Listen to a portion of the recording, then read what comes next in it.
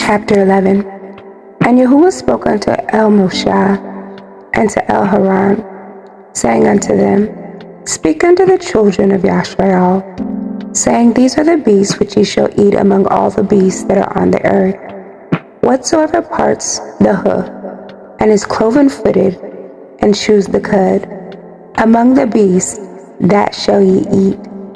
Nevertheless, these shall ye not eat of them that chew the cud, or of them that divide the hoof, as the camel, because he chews the cud, but divides not the hoof, he is unclean unto you. And the coney, because he chews the cud, but divides not the hoof, he is unclean unto you. And the hare, because he chews the cud, but divides not the hoof, he is unclean unto you. And the swine, though he divides the hoof, and be cloven-footed, yet he chews not the cud, he is unclean to you. Of their flesh shall ye not eat, and their carcass shall ye not touch, they are unclean to you.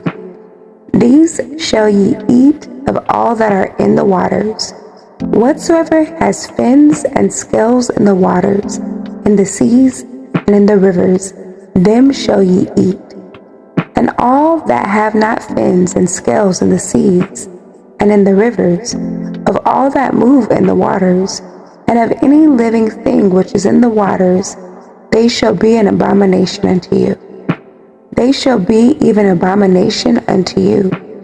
Ye shall not eat of their flesh, but ye shall have their carcass in abomination.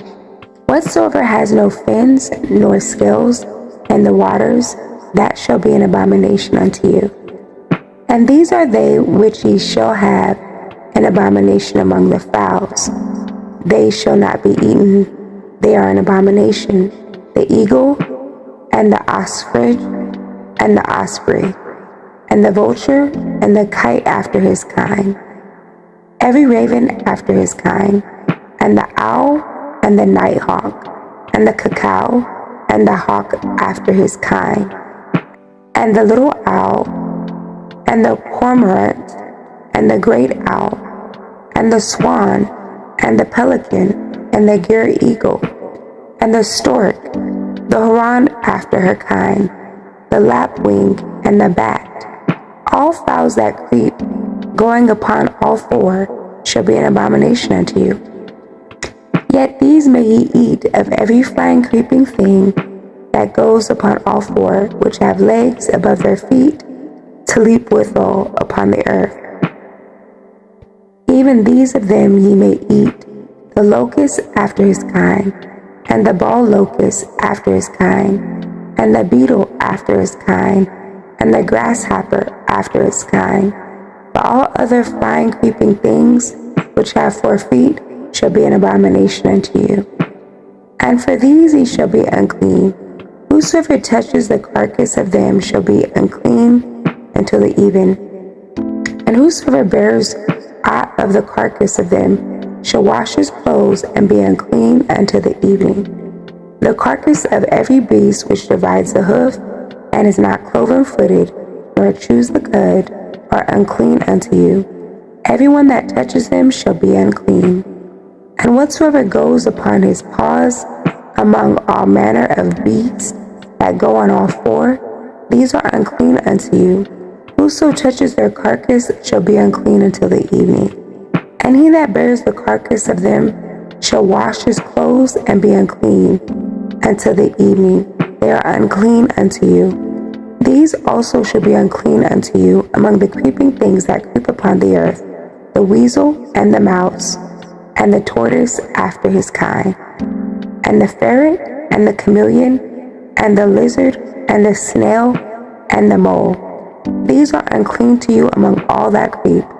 Whosoever touches them, when they be dead, shall be unclean until the evening. And upon whatsoever any of them, when they are dead, does fall, it shall be unclean, whether it be any vessel of wood, or raiment, or skin, or sack.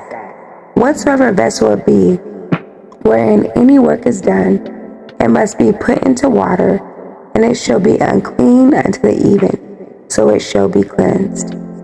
And every earthen vessel, whereinto any of them falls, whatsoever is in it shall be unclean, and he shall break it.